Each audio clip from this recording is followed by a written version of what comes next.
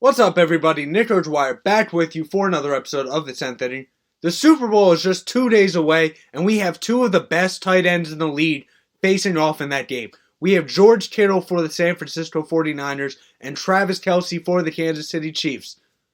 Because we have two of the best tight ends in the league, I thought it would only be fitting that I would do my top 10 tight end seasons of all time right before the Super Bowl. Now, I've already done the rest of the offensive positions, excluding the offensive linemen, because it's really tough to figure out which offensive lineman had the best season of all time. So, I'm going with the tight ends, and as all of the other lists, I'm limiting people on this list to one spot per list. So people like Rob Gronkowski, Shannon Sharp, Tony Gonzalez, they could have multiple spots on this list.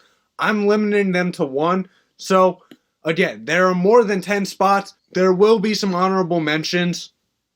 So, without further ado, let's get started into this list.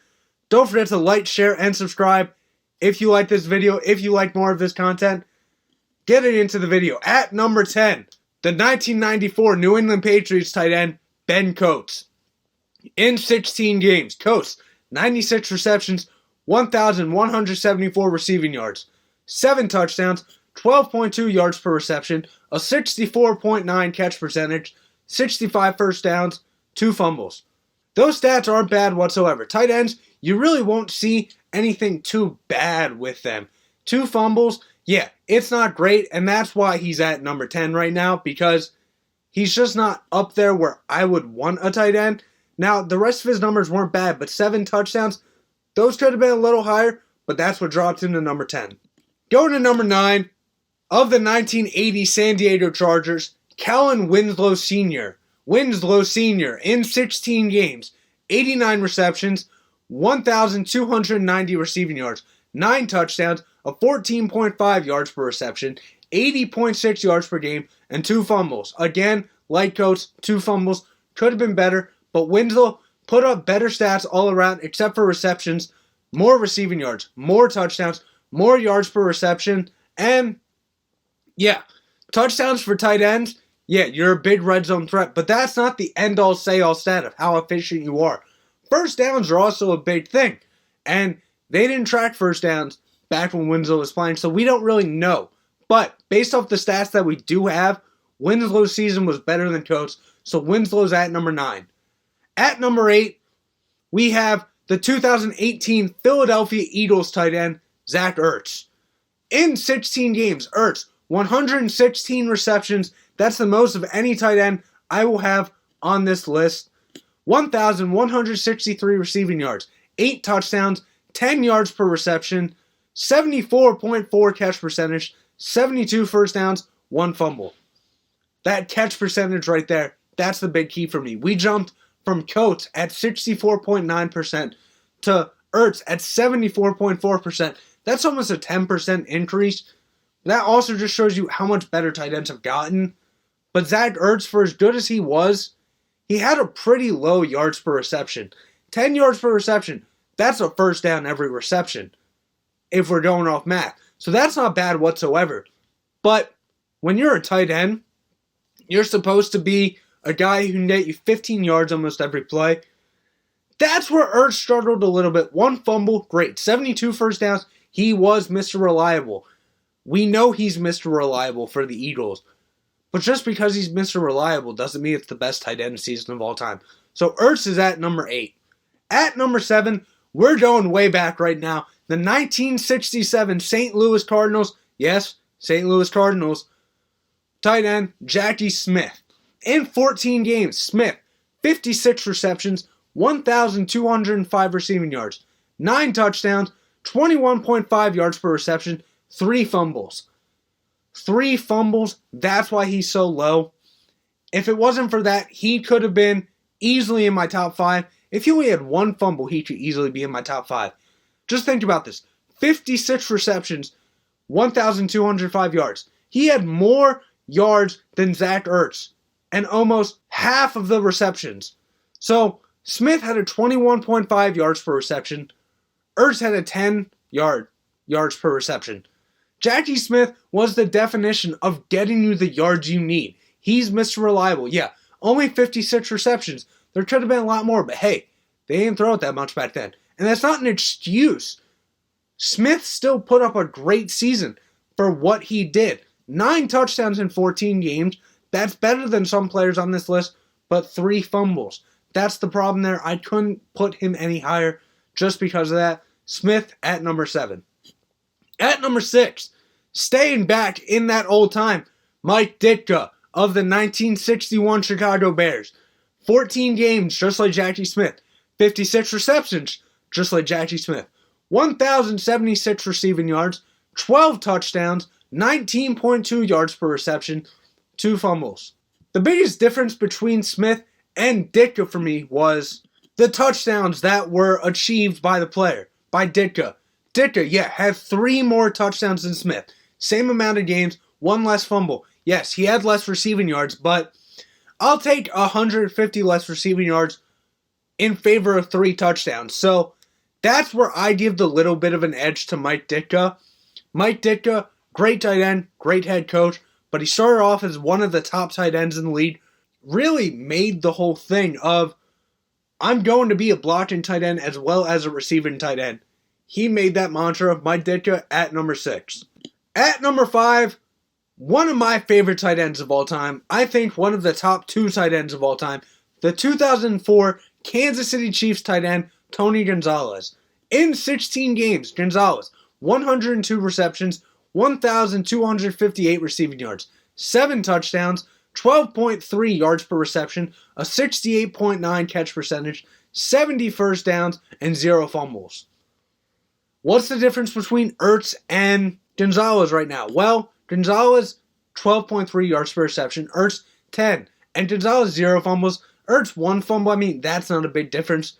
Okay, but Gonzalez was Mr. Reliable. Gonzalez did everything you wanted of him. And he may not have had as high of a catch percentage as Zach Ertz, but I'll take a little more receiving yards, 1 less touchdown, 2 less first downs. Because Gonzalez, he was a big threat. Not saying that Zach Ertz is not a big threat. Zach Ertz will get double teamed to draw something for another player. But that's what Tony Gonzalez did. And Tony Gonzalez did this while getting double teamed. So Gonzalez is my number 5. However, he's not the highest Chief on this list. The highest Chief on this list, at number 4, the 2018 Kansas City Chiefs tight end, Travis Kelce. Now, Travis Kelce might not be the top tight end in the league right now. That's debatable, obviously, because there are so many great tight ends in the league right now. But 2018, you can't argue with the efficiency he had. 103 receptions, 1,336 receiving yards, 10 touchdowns, 13 yards per reception, 75 first downs, a 68.7 catch percentage, 2 fumbles though.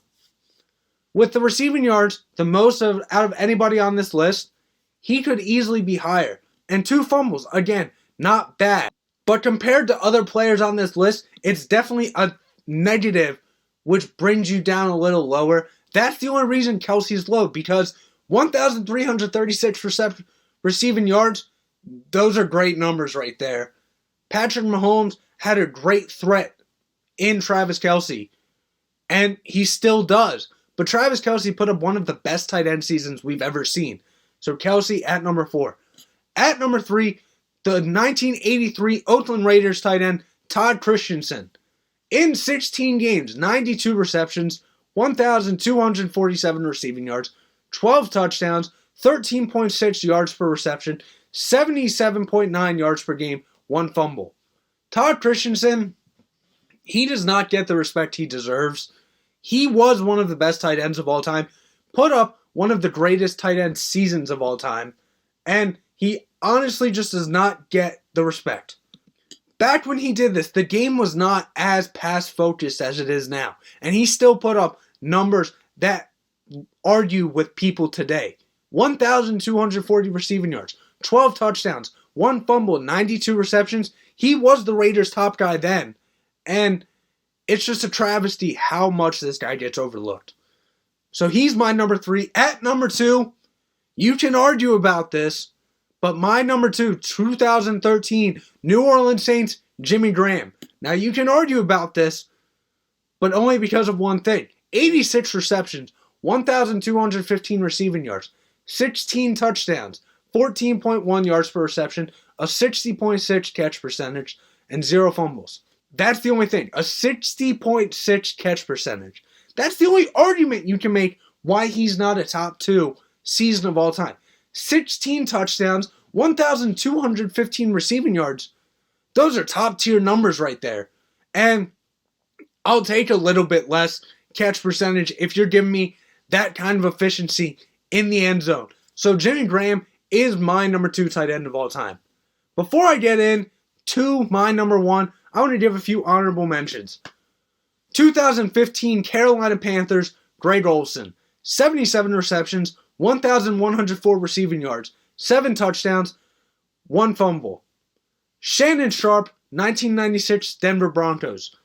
80 receptions, 1,062 receiving yards, 10 touchdowns, 1 fumble. Antonio Gates, 2009 San Diego Chargers. 79 receptions, 1,157 receiving yards, 8 touchdowns, 1 fumble. Finally, Jason Witten of the 2007 Dallas Cowboys. 96 receptions, 1,145 receiving yards, 7 touchdowns, 1 fumble. Now, getting in to the number 1 tight end season of all time, let's be honest, what name haven't you heard yet? You know who it is. It's Rob Gronkowski of the 2011 New England Patriots. 16 games, 90 receptions, 1,327 receiving yards, 17 touchdowns, 14.7 yards per reception, 72.6 catch percentage, 69 first downs, 18 total touchdowns, 0 fumbles. Gronkowski, other than touchdowns, may not have been the best in one specific area of any tight end of all time, but overall, he was the best. He put together the best season of all time, and just because we know Gronkowski would like this, 69 first downs, nice. But Gronkowski just put an altogether great season, and in my opinion, the greatest tight end of all time put together the greatest tight end season of all time back in 2011 with Tom Brady. So there you have it. That's my list for the top tight end seasons of all time. If you disagree with me, let me know down in the comment section. Let me know who your top 10 tight end seasons are of all time. Who's the best tight end of all time? I would like to hear that too. For Nick O'Dwyer and the 10th inning,